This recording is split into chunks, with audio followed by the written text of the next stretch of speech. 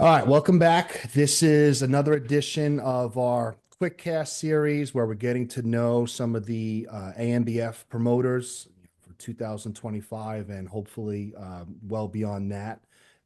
This episode, we have Scott Fleurant, and he's up in Maine, right? Yep. So let's start off with you giving a brief introduction to the audience. Tell us who you are, what you're about. I know everyone up there knows, but now that you're with the ANBF, there's some people who were probably interested in getting to know you, getting to know about your show. So why don't you tell everyone a little bit about yourself? Hello, everybody. My name is Scott Fleurant, and I've been around bodybuilding since I was a teenager, which was a really long time ago. Hmm. Um, and I stopped competing maybe 10-ish, little over 10, about 10 years ago. And as an extension of my competitive career, I got into promoting. I saw a lot of things over the years when I was competing that I thought could have been done better, particularly when it came to the competitor experience. And it's something I kind of threw my hat into the arena and started promoting in 2012. Okay. And I've promoted since. So I'm 12 years in.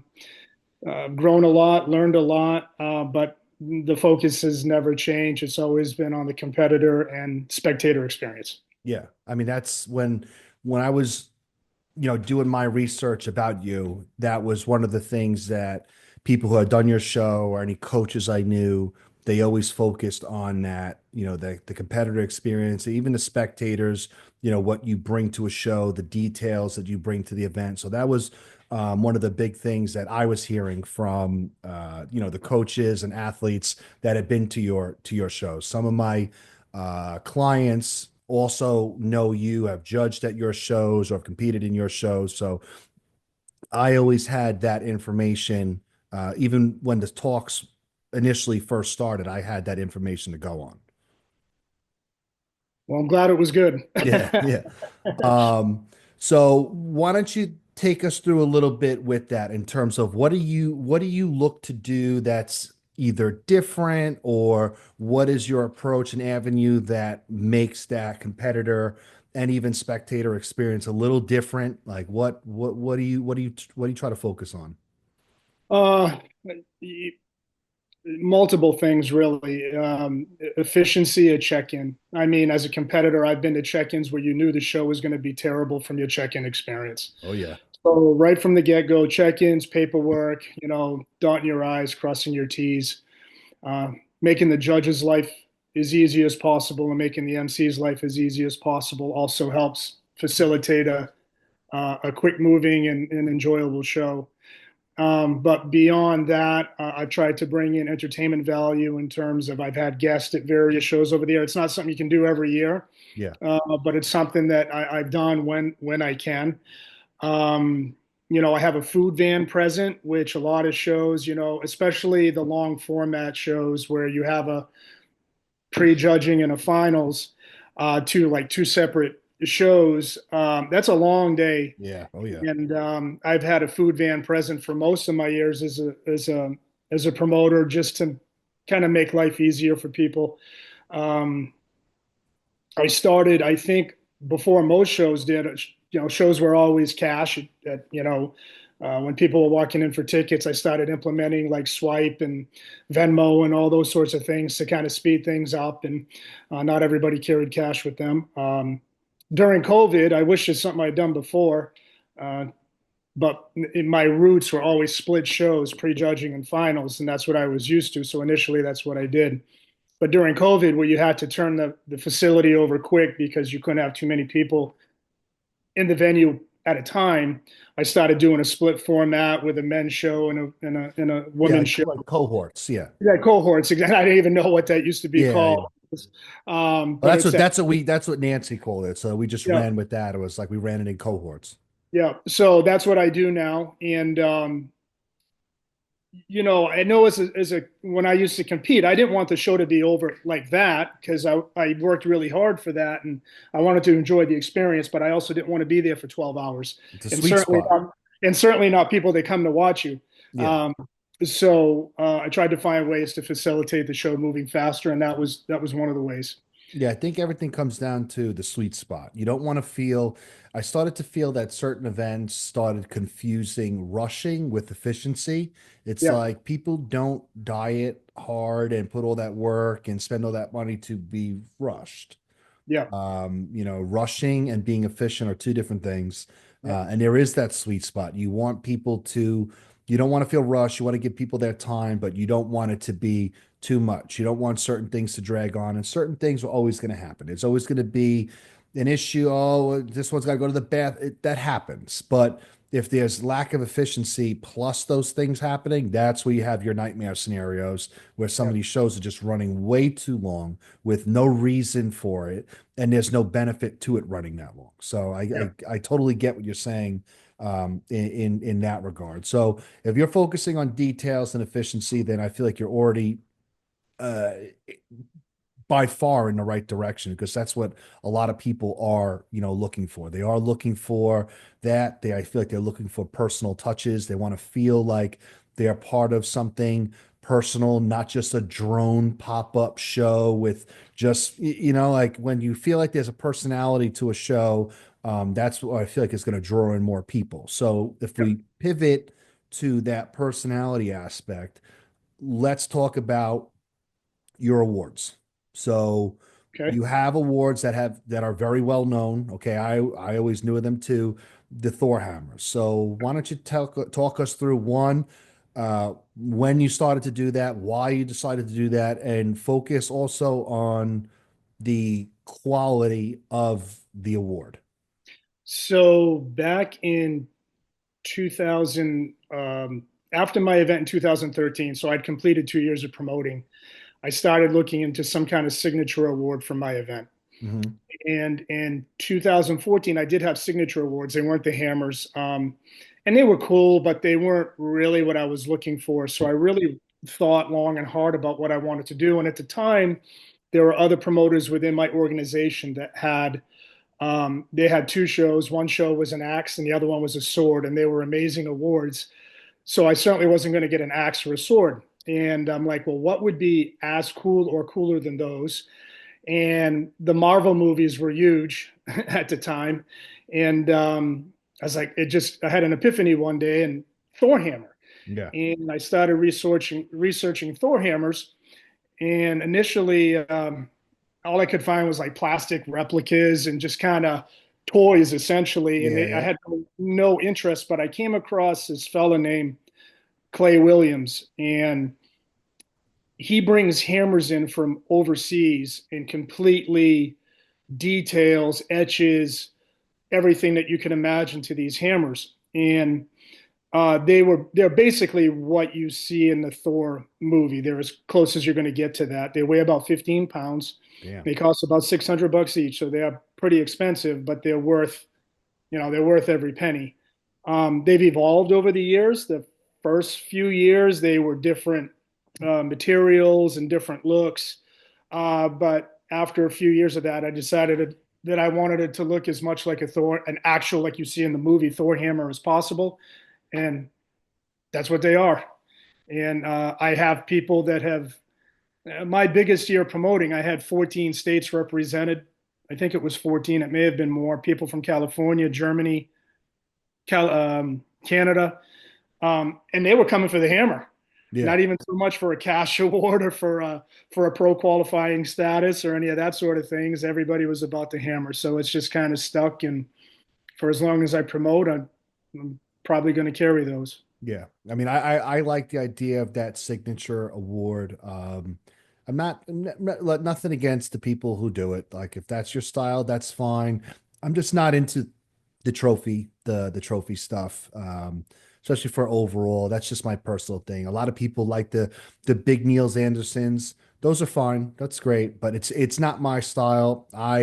For my overall or pro overall awards, I wanted something very cool and special and different. I've not announced what those are yet. That announcement will be coming, but it intrigued me, the hammers and that representation. It is something different. It is unique and it is, well sought after. So that is, I think, a good hallmark of a show to have that personality and to have that type of award given away. So that's that's that's something that should draw, I'm hoping, people to the show and to want to compete. Like you said, some people are coming just to win the hammer. They don't care about anything else. Hopefully we get plenty of those.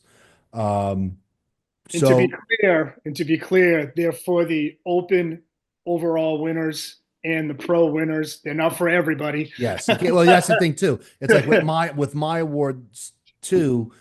Of course, I'd want to give out a ton of them, but you gotta give it to certain level of people because if you don't, then it takes away the prestige of the award. Yeah, So I get exactly what you're saying there. Um, let's circle back to 12 years, right? 12 years. So Yep. 12 years. So you definitely have had success in the industry and promoting. This year is going to be different. This is definitely a fresh start for a lot of people. It is definitely going to be a little bit of an uphill climb, but I think we'll make our way out. We just got to put our shoulder to the wheel and put on good events and do it. So with that being said, with the changes, with your move to ANBF, what would you define as success year one? Because essentially this is a new game now. You can have any It's very much Yep. so. Yeah, I it's mean, it's not even just a new show in New England. ANBF hasn't really had a big stronghold, and certainly not in Maine. yeah, So this is like a new entity altogether. Um, I don't know if I want to define success by a number of competitors. I would judge success by competitor feedback and how that goes into year two. yep, It's basically planting a seed and watering that seed and giving it what it needs to grow. And if it's anything like when I started initially, if I close to double in size in 1 year from year one to year two, that's what I'll consider a success. yeah. Which is So, which is good. Get the people there, plant that seed, put on a great event, get the content, and then be able to show people like this is what we do and this is what we provide. yeah, So, I mean, I'm essentially in the same boat. This will be my first year promoting, and yes, yeah. I am taking over a very well-known person shows and well-known shows, but it still is doesn't matter. It is a new game. You can't base the future on past successes. It is a new game, really, for all of us. But I agree with your approach to how you want to try to define, success this season. So that's good. You know, Uh, success in year one doesn't show until year two. Do you know what I mean? Based on exactly. your word of mouth and all that Ex- stuff and return competitors and so on and so forth. Exactly. So if we had to talk about a vision for the sport, what do you think in terms of that? What do you see for the sport of natural bodybuilding? What do you hope to see with the AMBF in the next 2 years, 5 years? What do you think if you're looking into the future? You've been around for 12 years, plus before that you were involved in the sport. So what do you see moving forward, or what do you hope to see? I'd like to see the ANBF and the promoters within the ANBF, the organization as a whole, grow in a way that can provide another outlet for competitors. I believe that having multiple options as a competitor is good for the competitor, but it also makes the organizations themselves better because competition brings out the best in you. And if you're not able to rise to the occasion, that organization is going to fall to the wayside. So I'd like to see the ANBF grow in a manner that provides great competitor experiences, provides additional competitor avenues to get to wherever it is that they want to get with their career, and ultimately betters all the existing organizations. Um, and in doing that, and then filters out the ones that aren't providing the best experience possible. Yeah, that's how I feel too. I don't Everyone talks about, oh, we need one big central. It's like, no, I don't believe in a unipolar world. I like a bipolar world. I like the Cold War. That's what I focused on.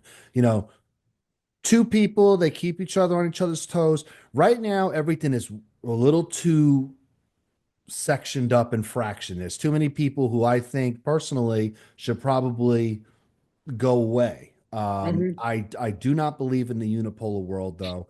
I do believe in that healthy competition. I do believe that people should work together to an extent. The people who deserve to be in the game, I think, should work together. So I definitely agree with that mindset, and that's why I got involved. That's because I wanted to make certain changes, and everyone thought, oh, he's going to start his own thing. No, no, no, because you don't know my mission statement. My mission and my goal and my quest is not to just create something else to split the pie. I'm in this for other reasons. I'm in this for other reasons, and those reasons are to try to clean up some of that mess. I want to put on those great events, and I want to be able to help the ANBF in any way that I can. And the ANBF was a great fit for me. It doesn't bring something new to the table in terms of a new organization. It was already there. It's been there for 10 years. So it was the perfect fit. And that is part of hopefully my vision also for the next couple of years, 2, 5, 10, where we can start to hopefully clean up some of the stuff and there's less choices, but still choices. And the choices are very healthy choices. People who are putting out good shows. They have good, well-trained promoters. They have people who are putting out good posters and good content and good awards and on top of things and paying attention to detail, making sure the check-in is good, keeping the coaches in the know, keeping the athletes in the know. This stuff seems like just common sense, but you'd be very surprised how many promoters and how many organizations don't do that type of stuff. Yeah, Those are the people I feel, I'm here for a reason. yeah. I You know, mean, even within an organization, right? So I supported the other shows and promoters in my organization, and if I could help with them, that would be great. I would help, but at the same time, I wanted to have the best show in my organization, and I thought the same way as I mentioned about individual organizations, promoters that weren't cutting it, adios, because if a competitor does your show and it's a bad experience, experience, yeah. they're going to assume all the other shows in that organization are the same. I'm of the same thinking. So I'm with you. I'm with you with that. So with all that being said, we covered all the good stuff. If you had to say a few more things, one thing, whatever, to people who are thinking about doing your show or now with other eyes on it, what do you have to say to potential competitors who want to do your show? I guess if you don't know anything about me and you're a potential competitor, the thing to know is, I've competed in my teens, 20s, 30s, 40s. Haven't done my 50s yet, Hmm. but I've been around a while, and I try to approach my promotion through the competitor's eyes. I've been to shows where staff have been mean to competitors and almost bully them. And, you're never going to see that at one of my shows. I will inundate you with info before the show, maybe a little overkill. But if you're prepared and your coach is prepared on show day, it makes my life easier, my staff life's easier, and your life easier. So I try to be very focused on details like Ryan, having you over prepared for the show. Not everything's always going to be perfect. There'll be mistakes, and I'll admit those, but I will go out of my way to make for the best experience possible. And I do really put a lot of focus into my staff because I can't be everywhere at once, and I'm only Yep. as good as my staff is going to be. And I've been fortunate up here in Maine where, for the most part, I've had a very consistent staff year to year that know what I like. They know what the competitors need, and it's a kind of a win-win. So I like that. I like that. yeah, Yeah, I'm the I'm on the same track. Like provide the details. And you know what? Maybe some people aren't gonna care or want those details, but there will if you cover everything, then you're covered. yeah, exactly. If Yep, someone doesn't want to look or they don't care, then they don't care. But and that's on them. Everything is there. Everything is there for you. And if people always know what's going on, that is what leads to a better experience for the athletes and then the coaches too. As a coach, going to certain shows, if it's a mess, it's like, why do I want to come here? I'm going to come here, spend the time. We're all going to spend money to go into this show. Then it's a mess. Then I look bad. Okay. Yeah. Because if the show is unorganized, and this is why I stopped going to certain shows, it's like, oh, Ryan, why'd you stop coming? Because I can't go there. You're making me look like a fool. I'm not a fool. I am very organized and detailed on show day. But if you're a mess, and then I don't know what's going on, and then someone's rushing, or we miss this, or we don't have enough time for this, or this is miscalculated. You switch the classes. There's three different order of events for the same show floating around in the same room. Now I look like a fool because not every competitor knows the ins and outs of like, oh well, this show's a mess, so it's not really my coach's fault. Some people are like, well, my coach missed this, or this was a shit show, wasn't organized. It's like I'm never going to put myself in. If I do something wrong, then I do something wrong. Okay. And I'll own up to it. Like you said, you own up to it. But I never want to be in a position where everything's a mess and then I don't know what's going on because it's impossible to know. If you don't know what's going on, then I don't know what's going on. If I don't know what's going on, my athletes don't know what's going on. And then I potentially could be in trouble or on the chopping block because of stuff that I can't control. So I am in a big agreement with that. It's been one of my main criticisms and complaints, and probably why I've gone to social media so many times, because it's like, as coaches, we want to go there and support you, but you're making me not. Yeah. You're making me not because you're providing a bad or unorganized experience that stresses everyone out. And then at the end of the day, why would you come back? So anyone who's organized and puts out good lists and good information flow, like you're saying, that's what the coaches and athletes should gravitate towards. Sometimes not even just the banner of the organization. It's like, what promoter is going to take care of me in terms of like, I know what's going on and I'm going to have a good experience and have a good time. It is a service. You're paying to be in the show. Right. And yes, you're performing, but the promoter is supposed to put on a service. It's supposed to Yeah. work both ways. Yeah. There is supposed to be this relationship between and the dance between the promoter and the coaches and the athletes. It's only fair. Yep. So all right, I feel like we got everything covered there. Where would people go, website, if they want to more information or to register? Very simple. The ANBFmain.com. There we go. So Easy to remember. take the time to check that out. The show is April 12th, correct? Correct. Okay. Saturday, April 12th. Yep. So April 12th, check out that website, get the information, get those registrations in, and let's get this cooking. All right, brother. All right, Thank you. Scott.